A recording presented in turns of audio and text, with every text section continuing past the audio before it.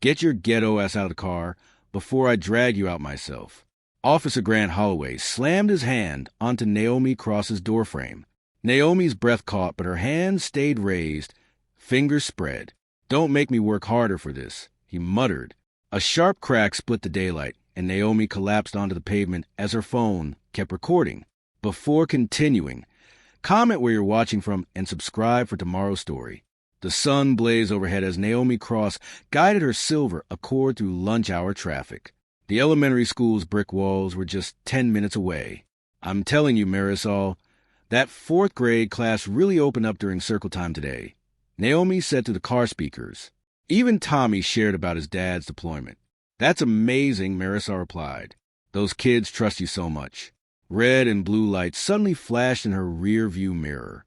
"Hold on, Marisol. I'm being pulled over." Naomi kept her voice steady as she pulled into the Shell station. Customers pumping gas turned to watch. "Want me to stay on the line?" "Yes, please." Heavy boots crunched on pavement as Officer Grant Holloway approached her window. "License and registration," he barked. "Step out of the vehicle." "Officer, my name is Naomi Cross. I work as a counselor and I said step out." His voice cracked like a whip.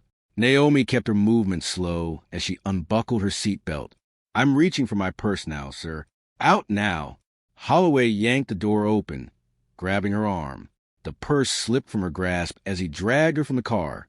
Her phone clattered to the pavement, Marisol's voice still carrying through the speaker. "Naomi, what's happening?" Across the street, a yellow school bus had stopped at the red light. Young faces pressed against the windows, eyes wide and uncertain. "Sir, I'm a school counselor. Those are my students." Hand where I can see them, Holloway shouted. "Stop resisting." "I'm not resisting," Naomi said firmly. "My name is Naomi Cross. I work." Holloway shoved her shoulder hard, spinning her toward the cruiser. "I said stop resisting." "Officer, please listen." Naomi stumbled as her heel caught the curb. Holloway's face contorted. His hand moved to his weapon. The first shot cracked across the gas station lot. The second and third followed in rapid succession. Naomi fell. The concrete was hot against her cheek. Through the ringing in her ears, she could hear Marisol screaming her name through the fallen phone. The sun continued to pour down as Naomi lay motionless on the blood-stained pavement. Around her, chaos erupted. A woman filming sobbed openly. The gas station attendant rushed out with a first aid kit, but stopped short at Holloway's raised palm. The school bus finally turned the corner, carrying away dozens of traumatized young witnesses. More sirens wailed in the distance. The gas station security camera captured every detail. The growing pool of blood, the scattered contents of Naomi's purse, her phone still connecting her last moments to horrified listeners. Elias Cross heard the sirens before he saw the crowd. His heart pounded as he accelerated through yellow lights toward the Shell station. He abandoned his car half on the curb, shoving to the gathered onlookers. "That's my wife," he said, voice tight but controlled. The crowd parted. Time seemed to freeze as Elias took in the scene. Naomi lying motionless on the concrete. Paramedics crouched over her still form, their movements carrying heavy resignation. One of them reached for a white sheet. "Time of death, 10:43 a.m., the paramedic said quietly. Nearby, Officer Holloway was already spinning his story into his radio. Subject became combative, reached for my weapon, feared for my life. At City Hall, Chief Dana Cleen stood at the podium, her Navy suit pressed and badge gleaming under harsh fluorescent lights. At approximately 10:17 a.m. yesterday, an incident occurred during a routine traffic stop, resulting in the death of Naomi Cross. Officer Grant Holloway has been placed on administrative leave pending a full investigation. In the courthouse plaza, Elias found Marisol Vega waiting, her eyes red-rimmed but determined. She clutched her phone like a lifeline. I was still on the call when everything happened. The phone didn't disconnect right away. She pressed play. Naomi's calm voice came through first. "Officer, I'm keeping my hands visible. I'm a school counselor at..." "Out of the vehicle now." Holloway's voice cracked with aggression. "I'm complying, sir. I'm moving slowly." Then the sound of a body being shoved. I said now, "Please, my hands are up. Stop resisting." "I'm not resist." 3 shots rang out, followed by screams and chaos. Marisol's hands shook as she stopped the recording. She wasn't. She never. She couldn't finish. "Thank you," Elias said quietly. "Can you send that to me?" She nodded. "I already gave a copy to that reporter, Hank Soder, and I uploaded it." That evening, Elias sat at Naomi's laptop, breaking through her security layers. Inside her work bag was a sealed manila envelope written in Naomi's neat handwriting. "If anything happens, do not trust City Hall." Inside were carefully organized documents. Property maps of predominantly black neighborhoods, lists of names and dates, financial records showing targeted foreclosures. A single sheet with one word written in bold: retaliation. Elias sat at a wooden picnic table in Veterans Memorial Park, his back straight, hands folded on Naomi's manila envelope. 3 men approached from different directions. Lieutenant Malik Red reached him first, wearing jeans and a blue polo shirt. "Mr. Cross, thank you for coming. Lieutenant, tell me what you found." Elias opened the envelope, spreading documents across the sun-warmed wood. Property maps formed a pattern across predominantly black neighborhoods, with red circles marking homes seized and yellow highlighting upcoming targets. Naomi discovered this while counseling students. Kids suddenly moving, families losing generation-old homes to mysterious code violations or tax disputes. She started connecting dots. Malik studied the maps. Pressure tactics. Create violations. Force sales below market. Flip the properties through shell companies. She was building a case. Elias continued.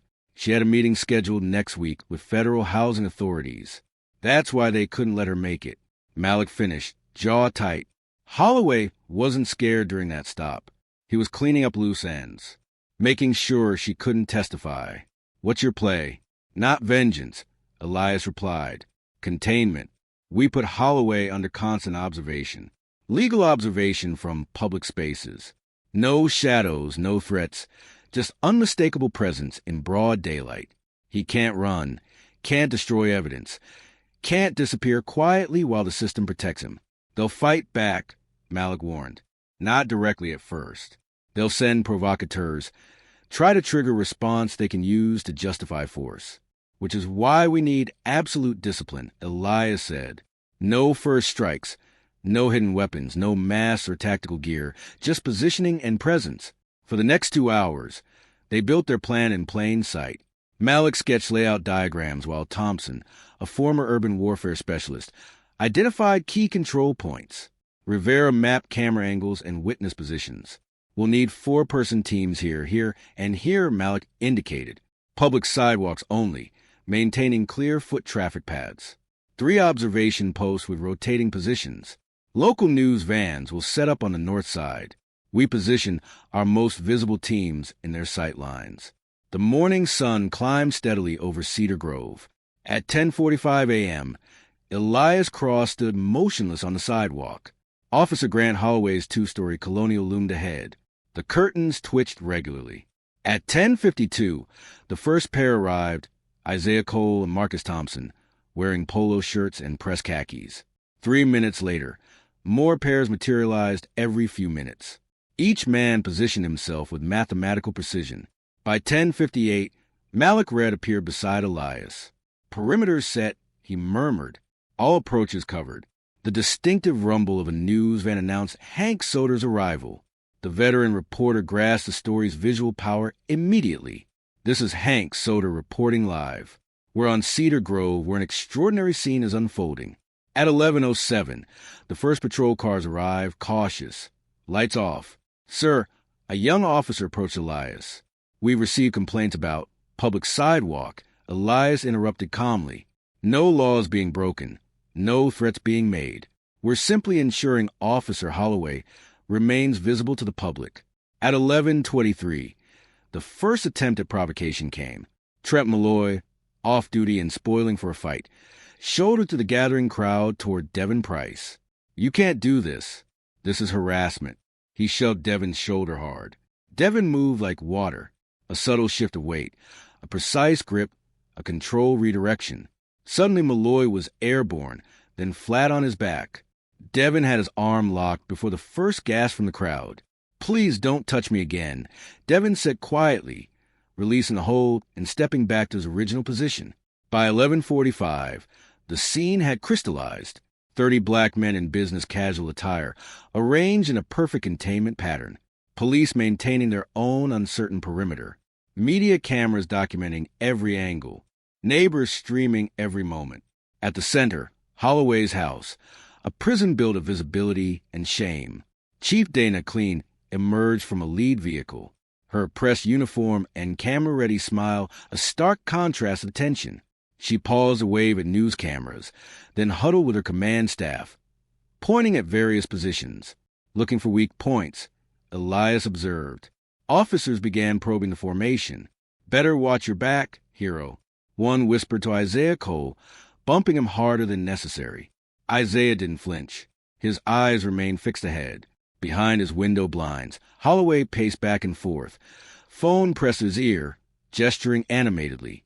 His confidence was visible even through the glass. The smug assurance of a man certain the system would protect him. "Mr. Cross." The voice came low and urgent from behind. Adia Renee Vargas approached carefully. "We need to talk. They're preparing to classify your group as an armed civilian threat. The paperwork's already moving. Even though we're unarmed and on public property, facts don't matter right now. They need a pretext." Malik caught the exchange and made a subtle hand gesture. Around the perimeter, the SEALs adjusted their stance.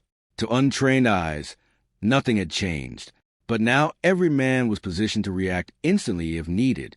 The crowd had doubled in the last hour. Teenagers perched in trees with phones raised high. News vans clogged the adjacent blocks. Above it all, camera drones buzzed in holding patterns, documenting every movement. Chief Cleen's smile hardened as she received updates through her earpiece. Her commands became sharper, more urgent. Officers began donning riot gear. "They're choosing force," Malik observed quietly. "They always do," Elias replied. "It's easier than truth." More vehicles arrived, larger ones with tinted windows. SWAT team members emerged, checking weapons and adjusting body armor. The wall of riot shields advanced in lockstep. "Disperse immediately," one officer shouted. "Stay where you are," yelled another. On the ground, screamed a third. The contradicting orders echoed across Cedar Grove. The SEALs remained motionless as the line approached. Final warning. Chief Klein's voice crackled through a megaphone. "Clear the area or face arrest." The riot line surged forward. A shield slammed into Devin Price's chest, driving him back a step. He absorbed the impact, hands still loose at his sides, face unchanged. Isaiah Cole's controlled breathing didn't falter when a baton caught him across the ribs. He took the hit instead, letting the cameras capture everything. "They're assaulting officers," someone shouted, though every phone and news camera showed the opposite. The lie was desperate, transparent in the stark daylight. Then Officer Holloway's voice cut through the noise from inside his house. "Just shoot the bastards." He was leaning out his front door now, face red with rage and fear. "They're threatening officers. Use force." Malik's eyes met Elias's. A decision crystallized between them. Malik's command was short and sharp. Control and contain. The shift was instantaneous. One moment the SEALs were static targets. The next they were liquid precision. An officer raised his baton high. Isaiah Cole caught the arm mid-swing, twisted, and drove the man to his knees with clinical efficiency. Another officer lunged with his shield. Devin slipped the attack like water, redirecting the shield momentum until its wielder stumbled forward. The sound seemed to trigger something in the police line, a sudden realization that their authority was not absolute. The street erupted, but this was no longer a riot. It was a lesson in the difference between violence and control. An officer threw a wild punch at Elias. Malik caught the fist almost gently, turned it just so, and let physics finish the lesson. More officers fell, not from brutal strikes, but from their own aggression turned against them. Each takedown was precise, controlled, and captured in high definition. "Stop!" Chief Klein's voice cracked over the megaphone. Everyone stopped, but momentum had taken over. Then everything changed.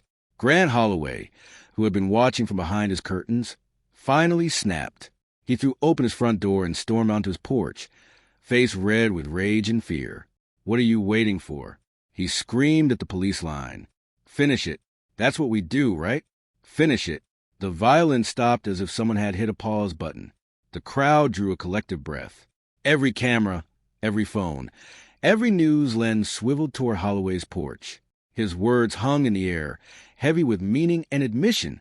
"That's what we do. We finish them." The silence deepened as cameras zoomed in on Holloway's face. The truth didn't need interpretation. It stood on that porch shouting orders that revealed exactly who he was. Adia Renee Vargas emerged from the crowd. In her raised hand, her phone displayed Marisol Vega's recording from Naomi's final moments. She positioned herself where both feeds could capture her voice clearly. "Play them side by side," she called to the news crews. "Today and yesterday. Let everyone hear the same man, the same voice, the same intent." The recordings began to circulate instantly. On one, Holloway's voice barked impossible commands at Naomi, followed by gunshots. On the other, his fresh outburst rang with the same entitled rage. "Naomi," someone in the crowd called out. Others took up the name, building into a rhythmic chant. "Naomi, Naomi." Police commanders huddled near their vehicles, radioing frantically. Their careful choreography had backfired. Chief Dana Cleen arrived, her face tight with controlled panic. "Officer Holloway," she called out, "please step inside. We need to secure your safety." But Holloway didn't move. Two sergeants approached him carefully. "Come on, Grant. Don't make this worse." They took his arms, guiding him down the porch steps. Holloway stumbled slightly, his trained intimidation crumbling as handcuffs clicked around his wrists. At 12 noon exactly, phones across the city lit up with synchronized alerts. The first wave hit news desks. Urgent notifications about court filings and document releases. Within minutes, social media feeds exploded. Property records revealed a systematic pattern of harassment targeting black homeowners. Internal emails documented coordinated pressure campaigns. Banking records showed suspicious payments flowing through shell companies tied to police union officials. "Get the camera rolling now." Hank Soder barked to his crew. The most damning evidence emerged in crystal clear audio.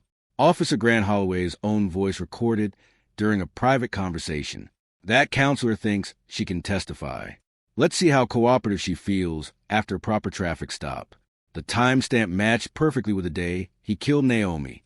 At City Hall, Chief Dana Cleen was mid-press conference when the notifications began flooding phones in the room. She faltered mid-sentence. "Chief, can you comment on these documents showing your signature on false property seizure authorizations?" A reporter called out. "What about the audio of Officer Holloway discussing retaliation against Naomi Cross?" Cleen's face went pale as she scanned her phone. Without finishing her statement, she stepped back from the podium. "I hereby tender my immediate resignation." She managed before security hustled her away. In the federal building downtown, agents moved with urgent purpose. Teams deployed to multiple locations. There was no need for stealth. They moved in broad daylight, badges visible, warrant documents held high. Federal vehicles rolled through city streets with precision. The FBI had taken lead on the investigation. At Holloway's house, federal agents moved up his walkway. Grant Holloway, the lead agent, announced, holding up credentials. "FBI, we have a federal warrant for your arrest on multiple charges, including civil rights violations, conspiracy, and witness intimidation resulting in death." Holloway's face twisted. "You can't. I have protection. I'm a decorated officer." "Not anymore," the agent replied simply. Holloway lunged sideways, trying to duck back inside. Agents caught him before he made it. He thrashed, throwing an elbow that caught one agent in the chest.